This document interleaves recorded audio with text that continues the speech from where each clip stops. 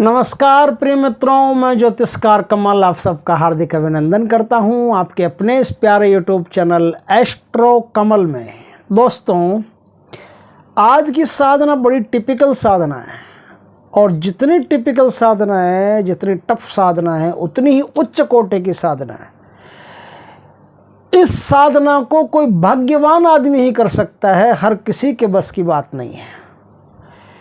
ये दुनिया में एक ऐसी साधना है कि आपकी साधनाएं चाहे 1000 बार फेल हो गई हो, कितनी कोशिश कर ली हो, कोई साधना सिद्ध नहीं होती हो, हुई नहीं हो, लेकिन ये एक ऐसी साधना है जो कभी असफल नहीं होती। साधक जिस निष्ठा से, त्वरा से, नियम से, ध्यान से, प्रेम से, गुरु आज्ञा से इस साधना में बैठा है, वो सफलता का प्रसाद लेकर ही उठेगा, इसमें कोई संदेह नहीं है। ये साधना इतनी ज़बरदस्त साधना है कि दुनिया का बड़े से बड़ा तांत्रिक, अघोरी, टोना टोटका, इल्म का जानकार, ओझा, गुणिया उस साधक का बाल तक बांका नहीं कर सकता। यहाँ तक कि एक बार यमराज भी उस साधक को हाथ लगाने से डरते हैं। इतनी शक्तिशाली, इतनी ज़ोरदार, इतनी अद्भुत साधना है। इस साधना को संपन्न कर लेने वाले साधक को जीवन में कोई भी तांत्रिक साधना करनी हो 5 मिनट में सिद्ध हो जाती है। 5 मिनट में परी होती है ना, वो 5 मिनट में किसी भी देवी देवता को बुला सकता है। इतनी उसमें शक्ति, उसमें ऊर्जा आ जाती है।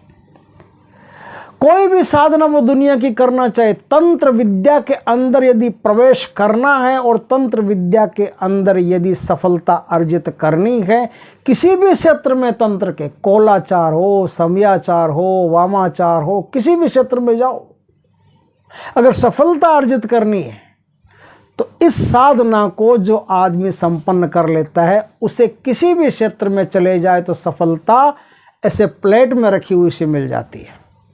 तंत्र विद्या में उस आदमी को कोई भी शक्ति से कभी डर नहीं लगता। भूत, प्रेत, पिशाच, ब्रह्म, राक्षस कोई भी सामने खड़ा हो, उससे कोई डर नहीं लगता। इतनी शक्ति उसके अंदर पैदा हो जाती है और इतनी ही उसके अंदर एक अभेद कवच पैदा हो जाता है। ये साधना माँ विंध्यवासिनी यक्षिणी की है। विंध्यवासिनी यक्षिणी की जो कोई साधना अपने जीवन में संपन्न कर लेता है, उस विंध्यवासिनी यक्षिणी को पूरा माता का सपोर्ट है, विंध्यवासिनी का। और विंध्यवासिनी का सपोर्ट होने से ये साधना इतनी शक्तिशाली हो गई है कि साधनाओं की दुनिया में सर्वोच्च साधना मानी जाती है। इस साधना को करने के बाद में आदमी को एक अभेद कवच मिल जाता है और अभेद कवच मिल जाने से उसके जीवन में बाधा नहीं रहती, उसके जीवन में अशांति नहीं रहती, उसके जीवन में परेशानी नहीं रहती। उस व्यक्ति को धरती पर ही स्वर्ग का आभास होने लगता है। उसे ऐसा महसूस होने लगता है जैसे चारों तरफ से उसे मान, यश, धन सब कुछ प्राप्त होता जा रहा है। हर क्षेत्र में सफलता प्राप्त होती जा रही है। ग्रस्त जीवन में इस साधना से ऊपर की साधना मिलना मुश्किल है। कोई आदमी यदि तंत्र मंत्र नहीं जानता, नहीं करना चाहता, ग्रस्त में रहना चाहता है, तो ग्रस्त में भी ये साधना इतनी उच्च कोटि की है कि उसकी सारी परेशानियों को, सारे दुखों को, सारी बाधाओं को जीवन से हटा करके उसका जीवन निर्बाध, सुगम और सौम्य कर देती है। इतनी प्यारी साधना। मेरे गुरुदेव थे, उनके किसी मित्र थे, उन्होंने ये साधना उनको प्रदान की थी, नेमी चंद्र जी शर्मा। उनको उनके एक मित्र थे, वो भी बहुत उच्च कोटि के तांत्रिक थे और पूरे विश्व में उनके तंत्र का कोई मुकाबला नहीं था, इतने जोरदार तांत्रिक थे। वो उनके मित्र थे, एक ही गुरु के शिष्य थे दोनों ही, गोविंद देव जी शास्त्री के। उन्होंने ये साधना मेरे गुरुजी को दी और गुरुजी से ये साधना मुझे पता है किस प्रकार से होती है। जीवन में यदि कभी मौका मिले तो इस साधना को करना जरूरी है। विंध्यवासिनी यक्षिणी की साधना अपने आप में इतनी अद्भुत है कि इस साधना को कर लेने के बाद में आप किसी भी देवी देवता, किसी कोई भी साधना करना चाहते हो तो तबीयत से आपकी साधना फट से पूर्ण हो जाती है। दोस्तों, इस साधना को करने के लिए कुछ चीज़ें इंपॉर्टेंट और ज़रूरी है, उन चीज़ों का ध्यान रखना ज़रूरी बनता है। क्या चीज़ें हैं? एक तो इस साधना को करने के लिए आपको एक पुराना प्राचीन बरगद का वृक्ष चाहिए, ऐसा बरगद का वट का वृक्ष जिसकी शाखाएं दूर तक फैली हो और पास में कोई रिहायशी कॉलोनी नहीं हो या कोई रहने वाले लोग नहीं हो, थोड़ा निर्जन स्थान में हो। ऐसे स्थान में इस साधना को किया जाता है। साधना अमावस्या के दिन से ही शुरू होगी। एक दिन पहले चतुर्दशी के दिन वट वृक्ष को जाकर के जो कच्चा सूत होता है वो 3.5 आटा 3.5 बार लपेट करके कच्चा सूत वट वृक्ष की पूजा करके और उन्हें अच्छी तरह से जागृत करें कि हे देवता, कल मैं आपके यहाँ आकर के आपके सानिध्य में माँ विंध्यवासिनी यक्षिणी की साधना करना चाहता हूँ। मुझ पर अपनी असीम अनुकंपा बरसाएं, कृपा रखें ताकि मैं अपनी साधना को सफल कर सकूँ। ये एक दिन पहले वट वृक्ष को जा करके कहना पड़ता है, चंदन लगाना पड़ता है, प्रसाद चढ़ाना पड़ता है, गुड़ का भोग लगाना पड़ता है। ऐसे पूर्ण विनम्रता से वट वृक्ष को जाके कहना पड़ता है। अब आपका दिन आता है अमावस्या की रात्रि को। अमावस्या की रात्रि को आपको ये साधना शुरू करनी है। कैसे करनी है? स्नान आदि करके, पानी में चंदन मिला करके, चंदन से स्नान करके, सुगंधित शरीर के साथ पीले या लाल कलर के बिना सिले हुए वस्त्र पहन करके आप इस साधना को करने के लिए वट वृक्ष के पास जाएंगे। वट वृक्ष के पास ऐसा स्थान चुनें कि आपका मुंह जो है वो उत्तर दिशा की तरफ रहे। उत्तर दिशा की तरफ आपका मुंह रहना चाहिए। अब आपके पास एक यंत्र होना चाहिए, जो यंत्र विंध्यवासिनी यक्षिणी की साधना का प्रख्यात यंत्र है। वो यंत्र बहुत ही ताकतवर है और उस यंत्र से ही बहुत सिद्धि होगी। आपके पास 7 गोल सुपारी होनी चाहिए। उस सुपारी पर ही साधना होगी। वहाँ एक सफ़ेद कपड़ा बिछा करके या लाल कपड़ा बिछा करके या पीला कपड़ा बिछा करके, त्रिपिंडी में से कोई भी कपड़ा बिछा करके उस कपड़े पर आप एक शुद्ध घी का दीपक रखेंगे और शुद्ध मस्त अगरबत्ती, धूप या अगरबत्ती, मस्त अगरबत्ती वहाँ रखेंगे जिसकी सुगंध बहुत उत्तम होती है। इसमें कोई भी प्रकार का हिसार विसार कुछ नहीं होता। कोई देह किलन किलन की कोई आवश्यकता नहीं पड़ती। सीधा बैठना है, न किसी अन्य देवता का इसमें कोई स्मरण होता है। सीधा सीधा विंध्यवासिनी माँ को याद करके और आपको सीधा जाप ही करना होता है। जाप आपका 7 सुपारी पर होगा। आपको वहाँ पवित्रीकरण करके अपने स्थान का, अपनी सामग्री का पवित्रीकरण करके और अब ये जाप आपको शुरू कर देना। शुद्ध गाय के घी का दीपक होगा और रुद्राक्ष की माला से आपका यह जाप होगा। ये जाप 21 दिन तक चलेगा और 21 दिन में प्रति रात्रि आपको 51 माला का जाप करना पड़ेगा। 11 दिन का है, लेकिन 11 दिन में 100 माला का जाप होता नहीं है। किसी से बड़ा मुश्किल पड़ जाता है, बहुत परेशानी हो जाती है। तो 11 दिन में, 21 दिन में आप 51 माला का जाप कर सकते हो। आराम से आपका काम हो जाएगा।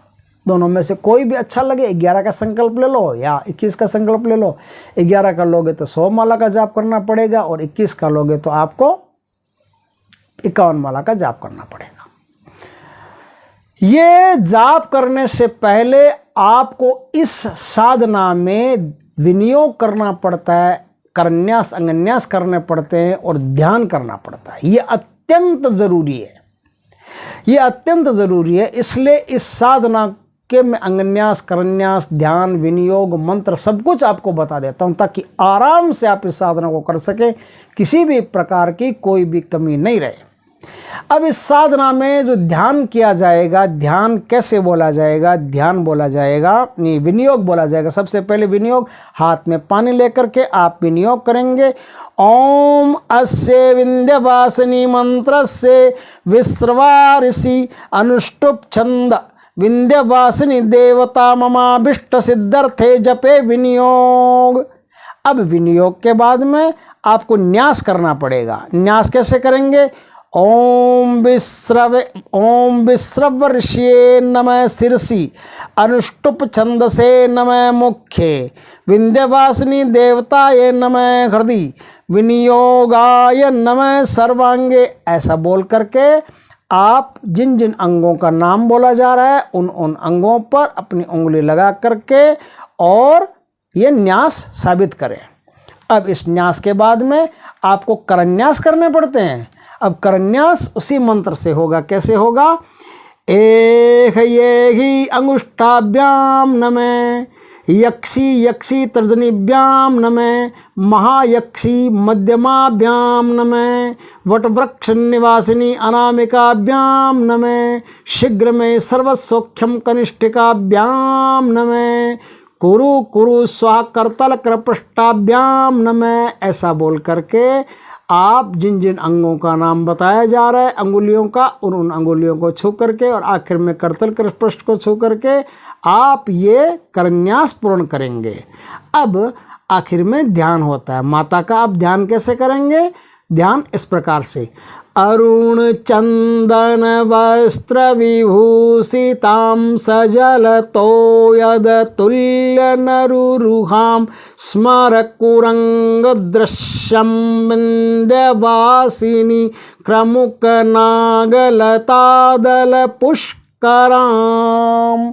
ऐसा बोल करके ये विनियोग, ये आपका ध्यान हो गया। अब ध्यान के बाद में आपको मंत्र की माला का जाप करना है। मंत्र की माला का जाप किस मंत्र से करेंगे? तो मंत्र है एह एहि यक्षी यक्षी विंध्यवासिनी शीघ्रम में सर्वतंत्र सिद्धि कुरु कुरु स्वाहा। इस मंत्र को आप गुरु से दीक्षित होकर के फिर इस साधना को आप शुरू करें।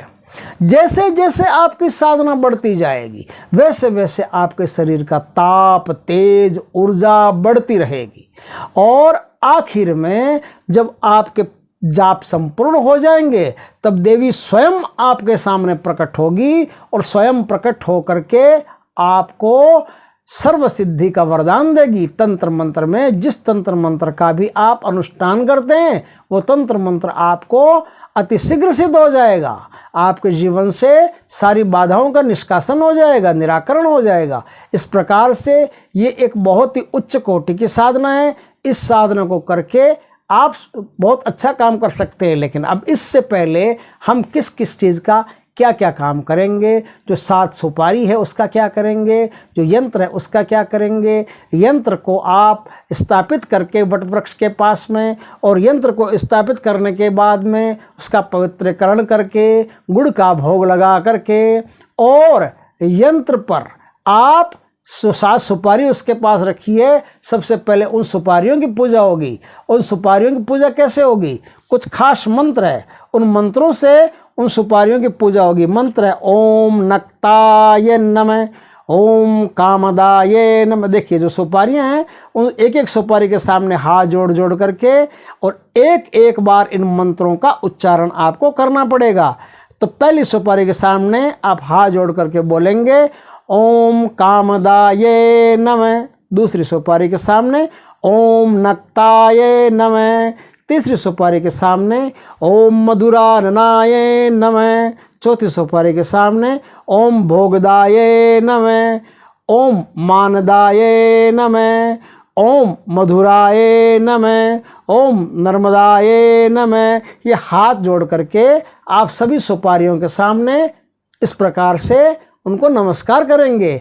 और अब क्या है, जो यंत्र है उस यंत्र पर आप क्या करेंगे, पतला, एकदम पतला सोने का बाल जैसा तार आप बनवाएं। वो तार बनवा करके वो तार वहाँ लपेट करके, और तार लपेटने के बाद में अब आपका अनुष्ठान होता है शुरू, आपका जाप होता है शुरू। अब जैसे जैसे आप रात्रि 9 बजे से इस जाप को शुरू कर देना पड़ता है। तो अब जैसे जैसे आपका जाप बढ़ता रहेगा आपके शरीर में खुद महसूस होने लगेगा कि शक्तियाँ आपके शरीर में प्रवेश कर रही है। आखिर में अंत में जब सारे जाप संपूर्ण हो जाएंगे तब आपके सामने माता स्वयमेव प्रकट होगी, आपको समस्त प्रकार की सिद्धियों का वरदान देगी, आपके जीवन को निर्बाध कर देगी, आपके जीवन के सारे संकट काट देगी। आपके जीवन में आपको ऐसा महसूस होने लगेगा कि आप इस पृथ्वी पर स्वर्ग के समान सुख भोग रहे हो। इस प्रकार से ये एक अति उत्तम साधना है। देवी खुद अणु रूप में आपके शरीर में प्रवेश कर जाएगी और शरीर में प्रवेश करके आपको एक दुर्गम और अभेद बना देगी, जिस पर किसी भी प्रकार की अला बला टोना टोटका तंत्र मंत्र, यहाँ तक कि स्वयं मृत्यु के देवता यमराज का भी एक बार बस नहीं चलेगा। इतना सशक्त, इतना शक्तिशाली बना देगी।